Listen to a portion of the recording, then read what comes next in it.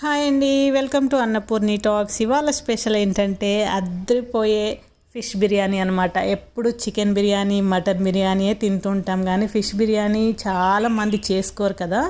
ఇప్పుడైతే సింపుల్గా ఎలా చేసుకోవాలో చూపిస్తున్నాను, ఇలా చూసి చేసేసుకోండి. ఇప్పుడైతే మనం స్టార్ట్ చేద్దాం. చేప ముక్కలు ఒక 5-6 సార్లు శుభ్రంగా కడుక్కున్న తర్వాత ఇలా ప్లేట్లో వేసి పెట్టుకుంటున్నానండి. మీకు ఎన్ని కావాలంటే అన్నీ తీసుకోండి. దానికి తగ్గట్టు మీ టేస్ట్కి తగ్గట్టు మీరు ఉప్పు కారం అన్నీ కూడా అడ్జస్ట్మెంట్ చేసుకోవచ్చు. నేనైతే ఫస్ట్ అయితే చేప ముక్కలన్నీ ఇలా పెట్టేసి అన్నిటి మీద కూడా చల్లుతున్నాను. ఇలా సాల్ట్ మొత్తం కూడా వాటిపైన చల్లిన తర్వాత పసుపు వేసాను, ఒక 1/2 చెంచా, 2 చెంచాల కారం వేసానండి. అన్నిటి మీద పడే విధంగా నేను ఇలా వేస్తున్నాను. ఇదైతే గరం మసాలా కూడా 1/2 స్పూన్ వేసుకోవాలి. 2 స్పూన్ల కారం వేసాను. నేను తీసుకున్న క్వాంటిటీకి వేస్తున్నాను. మీరు క్వాంటిటీ ఎక్కువైతే ఎక్కువ వేసుకోవచ్చు. ఇదైతే హోమ్ మేడ్ గరం మసాలా ఒక 1/2 చెంచా. అవన్నీ కూడా వేసుకొని పొళ్ళన్నీ కూడా ఈ ఫిష్ ముక్కలకి పట్టే విధంగా మంచిగా మిక్స్ చేసుకోవాలి. కొంచెం చూసుకొని జాగ్రత్తగా మిక్స్ చేసుకోండి. ముళ్ళు ఉంటాయి కాబట్టి గుచ్చుకుంటాయి కదా, చాలా పెయిన్ వస్తుంది ఆ ముళ్ళు గుచ్చుకుంటే. ఇప్పుడైతే ఇలా కలిపేసుకొని పక్కన పెట్టుకున్నాను. ఇప్పుడైతే మనం ఒక గిన్నెలో నీళ్ళు తీసుకొని రైస్ వేసేసి ఓల్ గరం మసాలా కొంచెం పుదీనా వేసి స్టవ్ పైన పెట్టేస్తున్నానండి. డైరెక్ట్గా నేను నీళ్ళు కాగిన తర్వాత వేయకుండా డైరెక్ట్గానే ఇలా పెట్టేస్తున్నాను.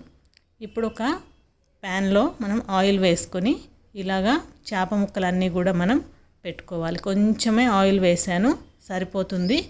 ఒకవైపు కాలిన దాకా మనం ముక్కల్ని కదిలించకుండా అలానే ఉంచేసి ఒక 5 నిమిషాల పాటు సిమ్లో పెట్టుకొని దాని తర్వాత మనం ఇలాగ టర్న్ చేసుకొని మళ్ళీ ఒక 5 నిమిషాలు సిమ్లో పెట్టేసుకుంటే సరిపోతుంది. నాకు ఇక్కడ గాలి బాగా వచ్చి ఆ మంట అనేది బయటకు వచ్చేస్తుంది. ఇప్పుడు ఇందులో నేను రైస్లో కొంచెం సాల్ట్ వేసానండి, కొంచెం ఆయిల్ వేసి కుక్ చేస్తున్నాను. ఫిష్ అయితే ఫ్రై అయిపోయినాయి, పక్కన పెట్టుకొని ప్యాన్ పెట్టేసుకున్నాను. ప్యాన్ పెట్టుకొని ఆయిల్ వేసుకున్న తర్వాత సన్నగా కట్ చేసుకున్న ఉల్లిపాయ ముక్కలను అయితే వేస్తున్నానండి. ఇవి 3 షేప్లో కట్ చేశాను అన్నీ కూడా ఉల్లిపాయలన్నీ. ఈ ఉల్లిపాయలన్నీ కూడా మంచిగా ఫ్రై చేసుకోవాలి.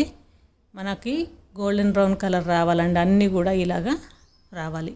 ఈ కలర్ వచ్చిన తర్వాత కొన్ని ఆనియన్స్ తీసుకొని పక్కన పెట్టుకోవాలి. మనము మిగతా ఆనియన్స్లో మనం ఈ ఓల్ గరం మసాలా వేసుకొని ఫ్రై చేసుకోవాలి.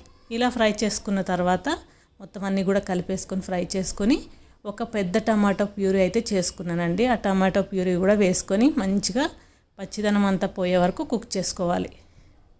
ఈ టమాటాలో ఉన్న నీరంతా కూడా పోయి మంచిగా పచ్చివాసన పోయిన తర్వాత ఒక 3 పచ్చిమిరపకాయలు, కొంచెం పుదీనా, కొత్తిమీర వేసుకొని దీంట్లోనే మనం ఒక 1/2 చెంచా జీలకర్ర పొడి, 1/2 చెంచా ధనియాల పొడి, 1 చెంచా కారము, అలానే టేస్ట్కి సరిపడా ఈ గ్రేవీకి సరిపడగా మనం సాల్ట్ కూడా వేసుకోవాలి, తర్వాత వేస్తాను.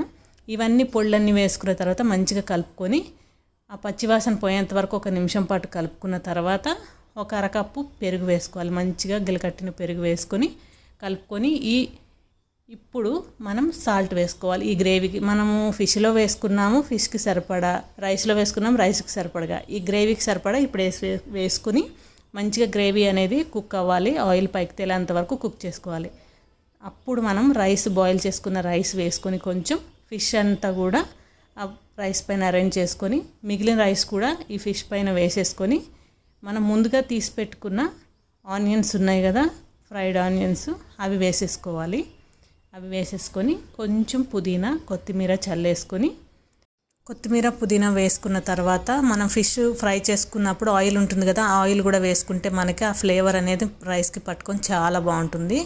ఇప్పుడైతే నేను కొంచెం వాటర్ వేస్తున్నాను. రైస్ బాయిల్ చేసేటప్పుడు మనం వాటర్ తీసి పెట్టుకుంటే ఇలాగ ఫిష్ మీద పడకుండా సైడ్ నుంచి వేసుకోవాలన్నమాట. అలా సైడ్ నుంచి వేసుకుంటే ఫిష్ నానిపోకుండా ఉంటాయి. మన బిర్యానీ అయితే రెడీ అయిపోయింది.